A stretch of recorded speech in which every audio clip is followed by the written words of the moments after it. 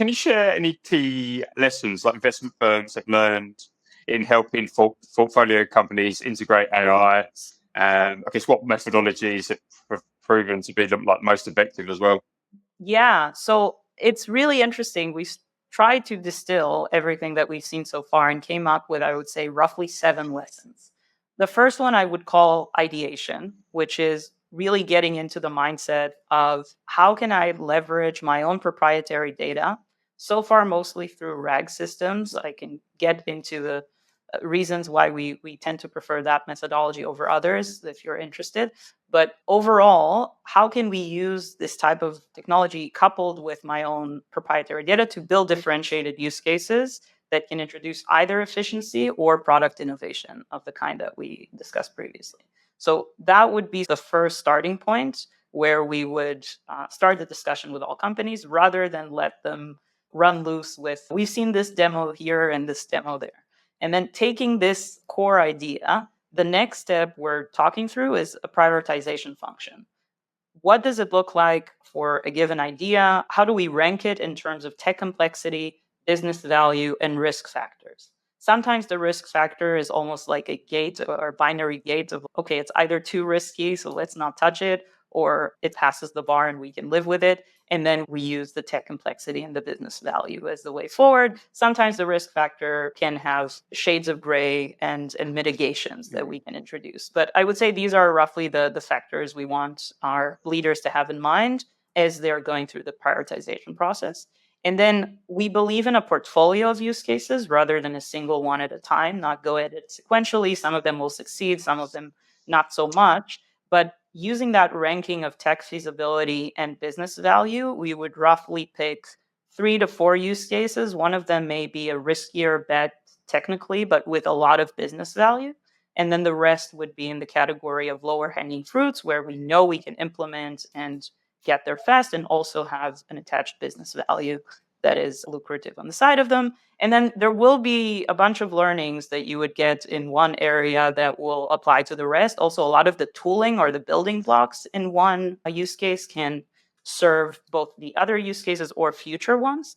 But the point is that we want to get started and we don't want to get bogged down by the individual idiosyncrasies of one use cases versus another, and also try out a few different approaches to it, but in a way that doesn't recreate the same capabilities, but instead builds on top of them. So it could be, let's say, a couple of platforms where one of them would give you good surfacing abilities and another would be going deeper into analysis. And so you can couple both of them together and then plug and play them into future use cases as well, for example. And then the next thing we've seen, we've learned both as a potential pitfall, but also as a recipe for success, is how do we think about adoption? And the first category we would place there is a two-in-a-box approach. I've referenced that a little bit earlier, but really a combination of business ownership and tech ownership. Not let any of them run too fast without considering the other, especially because when we're talking about generative AI in particular, it's so open-ended, it's so general, outputs can be verbose or subjective, and the domain expertise here is really important in judging what good looks like.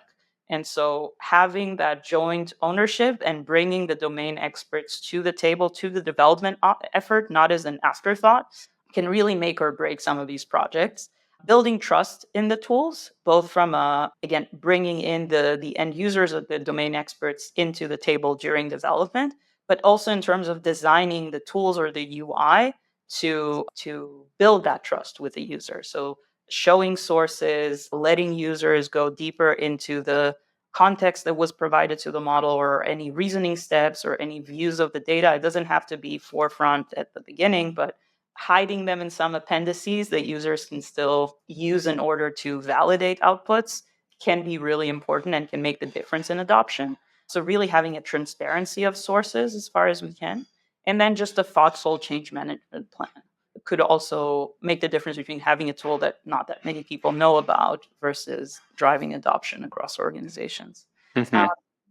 Talent is another interesting category where, again, a lot of people end up thinking that they just are completely excluded from this because they don't have the right talent makeup. But we've already touched upon that a little bit in how we approach that for companies of different sizes.